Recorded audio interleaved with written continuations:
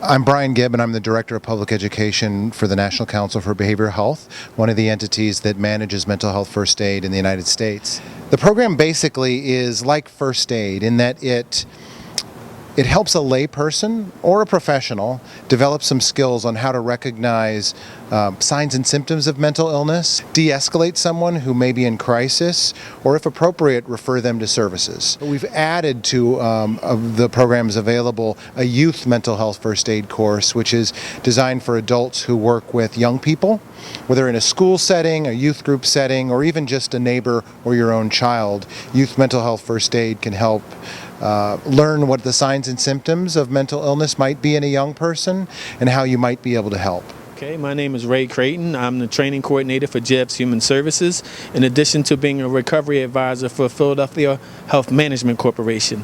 I'm here to take this course because it basically enhances my skill and knowledge base to support people who are having issues directly related to mental health and to get them further along their road to recovery. We get a lot of questions about, well, is it appropriate for, say, a mature group of high school seniors or juniors to take mental health first aid youth? And I would say absolutely. As a former high school teacher myself, although that wasn't the initial design of it, certainly that's an appropriate audience. I know that some of you work with those populations and are probably happy to hear that. We have some questions about people like, well, what about like middle school students? Well, you know, that's a little young for this, and I think you'll see that as we go through the content, is that it's pretty advanced and some of the material is pretty intense. So our goal here today and tomorrow is to model the curriculum, give you a chance to look under the hood to see what it's all about. Basically, the first half of the course is, this is what you might see and what it could be. I choose my qualifiers very consciously, because we're not exactly sure what we're seeing, right? But the second half is going to be, this is what you might do. And the beauty of mental health first aid is you don't have to diagnose somebody's illness to be helpful. What we're going to try to do with this course is to help us all to improve our radar and trying to understand what are some warning signs that we should look out for and how do those differ from some of the typical adolescent things that go on, because there can be some confusion sometimes.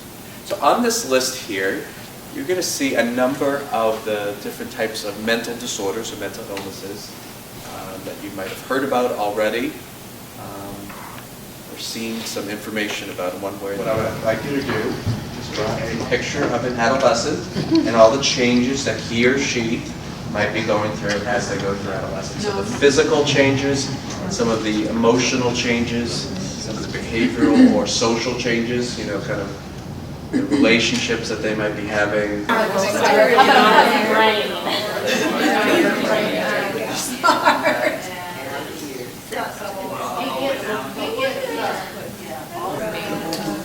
You know, and it's a transition from being very dependent to independent.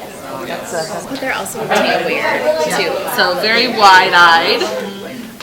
We got independence warning with dependence. And then peer pressure, fears, a lot of pressure on, you know, what we're going to do when we grow up, and are we going to pass the test, and are we going to fail or pass this year and go on to the next grade. Relationship issues, got hormones going on all over the place, acne maybe. So all these different things. I mean, this is a really intense period, right? And even though we've all gone through it, it's, you know, it's in the past, and some of us are, you know, glad that we've gone through it. But just, you know, think about how challenging that can be. And then to help you do that, to help you think about reaching out to that young person, we have something called ALGEE. Just like in regular first aid, where you have the ABC action plan, we have the ALGEE action plan. And this stands for ALGEE, and it actually is a little koala bear that we use to remind us of what to do. In any situation, the first thing that you will be doing is you're going to assess for the risk of suicide or harm. You will always listen non-judgmentally. You give reassurance and information.